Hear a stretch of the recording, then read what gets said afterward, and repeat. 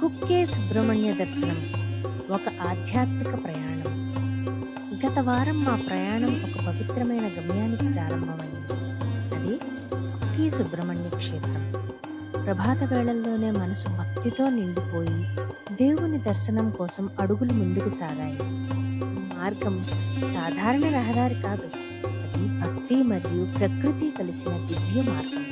పడమటి కనుమల మధ్యగా ప్రయాణం చేస్తూ ప్రతిక్షణం మనసు మైమర్చిపోయింది. మేఘాలు కొండల్ని తాకుతూ, చెట్లు గాలికి తల ఊపుతూ, ప్రకృతి తన సౌందర్యాన్ని మెల్లగా మనకు చూపించింది. ఆ హరితవనం మధ్యలో ప్రయాణం ఒక కథలా అనిపించింది. ప్రతి మలుపు ఒక కొత్త అందాన్ని పరిచయం చేసింది. చివరికి కొక్కే సుబ్రహ్మణ్య ఆలయం చేరుకున్నాం. ఆ పవిత్ర ప్రదేశంలో అడుగుపెట్టగానే మనసు ప్రశాంతంగా మారింది. భక్తుల నడుమ మంత్రోచ్చారణల మధ్య సుబ్రహ్మణ్య స్వామి సన్నిధిలో నిలబడ్డ క్షణం మాటల్లో చెప్పలేనిది. ఆ దర్శనం కేవలం కళ్ళతో చూసిన దృశ్యం కాదు, అది హృదయం అనుభవించిన ఆధ్యాత్మిక ఆనందం. స్వామివారి కరుణ చూపు మనసుని నింపేసింది. అక్కడ గడిపిన ప్రతి క్షణం ఒక వరంగా అనిపించింది. ప్రార్థనలతో, కృతజ్ఞతలతో మనసు నిండిపోయింది. ఆ దివ్య అనుభూతి మనసులో చిరస్థాయిగా నిలిచిపోయింది.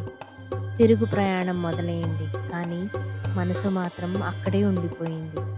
పడుమటి కనుమలు మళ్ళీ మనల్ని ఆహ్వానించాయి.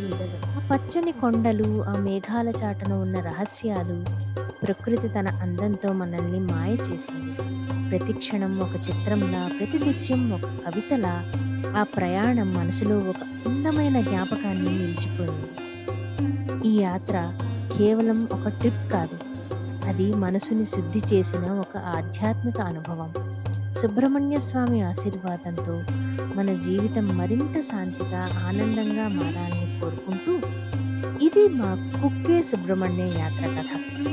మీరు కూడా ఒకసారి ఈ దివ్యానుభూతిని తప్పకుండా అనుభవించండి.